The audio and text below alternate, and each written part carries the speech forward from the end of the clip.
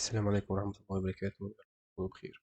النهاردة هنربط منصة ايكومبو بمنصة ايزي اوردرز، ونرفع منتجات ايكومبو لمنصة ايزي اوردرز، والاوردرات اللي بتدخل على منصة ايزي اوردرز تسمى عندنا اوتوماتيك في منصة ايكومبو. أول حاجة في عملية الربط هنخش على ربط خارجي في ايكومبو وبعدها ايزي اوردرز. هنلاقيه في أول خطوة بيقول لنا في السعودية الخطوة الأولى ربط احتراق من منصة ايزي اوردرز، ينبغي عليك الموافقة كما موضح بالأسفل خلال اللينك التالي. يعني المفروض نخش على اللينك ده ونوافق على إن يكون بتقدر تضيف لينا مناطق الشحن وتنشئ منتجات عندنا في الأكونت بتاع ايزي اوردر. ندوس السماح. الخطوة التانية إن أنا أتأكد من تفعيل وصول الكومبو لمنطقة الشحن وإضافة المنتجات. بعد ما أعمل الخطوة دي لازم أفعل إن الكومبو تقدر تعمل ده من جوه أكونت ايزي اوردرز. فبالتالي أخش هنا عندي على بابليك زي ما هو موضح لي في الصورة هنا، بابليك ويب هوكس وأفعلها، وبابليك اي بي اي وأفعلها. فهنخش هنا في ويب هوكس، هنلاقي هنا عندنا ضاف ويب هوك. الويب هوك ده هنفعله. لو انا مش عندي قبل كده ويب هوكس مش هتلاقي واحد بس موجود، لو انت عندك قبل كده هتلاقي واحد يتضاف في الاخر. هندوس تعديل وندوس تفعيل. وبرده في البابليك اي بي اي هنعمل نفس الحكايه، هندوس تفعيل وندوس حفظ. بعد ما نتم ده هنستنى مثلا ثانيه ثانيه ثانيتين كده. بعد كده هندوس استيراد. هيقول لنا ستجد زرار استيراد المنتجات في جميع المنتجات تم الربط مع ايزي اوردرز. معنى كده ان انا لو دخلت على اي منتج هلاقي الزرار اللي هو اسمه استيراد في ايزي اوردرز، وبالتالي ارفع وبالتالي اقدر ارفع المنتجات بتاعت كومبو في ايزي اوردرز. فانا دلوقتي لو دخلت عندي هنا اول حاجه هلاقي عندي مفتاح الربط برضو. ده مفتاح الربط اللي هو لسه بتاع اللي احنا لسه عاملينه في منصه ايزي اوردرز. لو احنا دخلنا دلوقتي هنا في ويب بوكس بابليك اي بي اي هنلاقي اخره 31، وهنلاقي هنا اخره 31. لو دخلنا دلوقتي على اي منتج، وليكن المنتج ده، وهنقول مثلا 31، كده هو تم إضافة المنتج لإيزي أوردرز. هنخش على كل المنتجات هنلاقي المنتج اتضاف. نقدر نعدل على سعر المنتج، نخلي مثلا الربحية بتاعتنا في 20، فنحط 110. 110 وندوس حفظ. هو المنتج اتضاف بسعر 110. وممكن نضيف منتج كمان.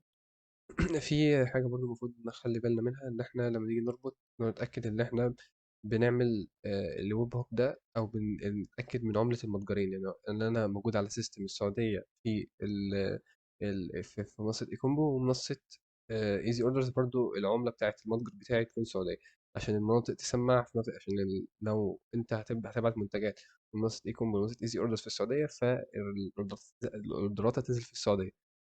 فدلوقتي مكان هنضيف منتج كمان، وليكن مؤشر التنظيف ده. ندوس إرسال. هنلاقيه هنلاقيه سمع هنا هو كمان، ونخش نعدل السعر نخليه وليكن ب100، وندوس حفظ. كده هنخش على كل المنتجات هنلاقي السعرين اتعدلوا. وأنا دخلت دلوقتي ضفت المنتج ده لعربة الشراء، وضفت المنتج التاني برضه لعربة الشراء، ودوست إتمام الطلب. هنكتب اسم الكامل ده من أوردر.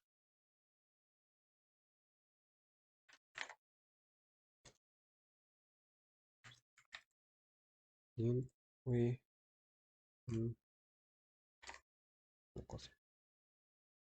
أو الأوردر اتضاف. هنقدر دلوقتي نخش هنا على منصة ايكومبو. لازم منصة ايزي اوردرز الأول. نخش على الطلبات، هنلاقي الأوردر اتضاف اللي احنا لسه عاملينه أهو، نفس الأسعار 110 و100. لو دخلنا هنا منصة ايكومبو هنلاقيه هنا أهو أوردر اتضاف. هتلاقي عندنا هنا مؤشر توظيف اللي هو سعره 100 زي ما احنا حاطينه في منصة ايزي اوردرز، بسعره 110 ونفس الكمية، والربحية بتاعتنا متسجلة في موقع ايكومبو. كده دي طريقة ربط بتاعتنا من منصة ايزي اوردرز لمنصة ايكومبو في حالة الاكونت الواحد. في حالة ان انا عندي بقى اكونت كمان في منصة ايزي اوردرز وعايز اربطه بنفس الاكونت الموجود عندي بمنصة ايكومبو، هخش برضه هنا في ربط حساب اخر. هيرجعني في الخطوة الاولى تاني، ونخش على اللينك وندوس السماح، ونتأكد ان احنا برضه فاتحين الاكونت الزيادة في منصة ايزي اوردرز او التاني. يعني احنا لو ربطنا اكونت نتأكد، وعايزين نربط اكونت تاني، نتأكد ان احنا فاتحين الاكونت التاني، بحيث ان احنا لما ندوس على اللينك دخلنا على الاكونت الجديد في منصة ايزي اوردرز. تمام. دلوقتي احنا فتحنا الاكونت التاني، اللي هو تيست 2 3 1. احنا كنا الاول فاتحين اللي هو التاني ده، فدلوقتي احنا فاتحين ده، وهنخليه هو كمان الاوردر ده تسمع على نفس الاكونت في منصه اي كوم. فهنعمل نفس الخطوات تاني. رحنا دوسنا ربط حساب اخر، وعملنا الخطوه الاولى ودوسنا حفظ او السماح. ودلوقتي في الخطوه الثانيه هنأكد زي ما برضه عملنا المره اللي فاتت الويب هوكس والبابليك اي بي اي. هنخش هنا الويب هوكس، ندوس تعديل فايل، وفي البابليك اي بي اي هندوس تعديل وتفعيل وندوس حفظ. دلوقتي الاتنين اتعملوا. هندوس استيراد اهو، قال لك ستجد زرار استيراد المنتجات في جميع المنتجات. لو انا عايز اربط حساب تاني بقدر اسابقه من نفس الخطوات تاني. ودلوقتي لو دخلنا على المفاتيح الربط هنلاقي مفتاح ربط اتضاف هنا.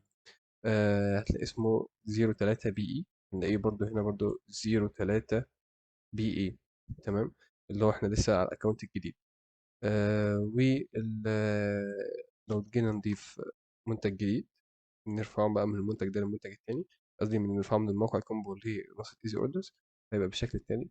هنخش هنقول استيراد في منصة ايزي اوردرز، ونختار الاي بي اي كي اللي هو موجود في منصة ايزي اوردرز. تمام، اخترنا ده، هنلاقيه اتضاف. ولو عملنا ريفرش هنا هنلاقي نفس المنتج اتضاف. بس كده، دي كانت طريقة الربط مع منصة ايزي اوردرز، وشكرا.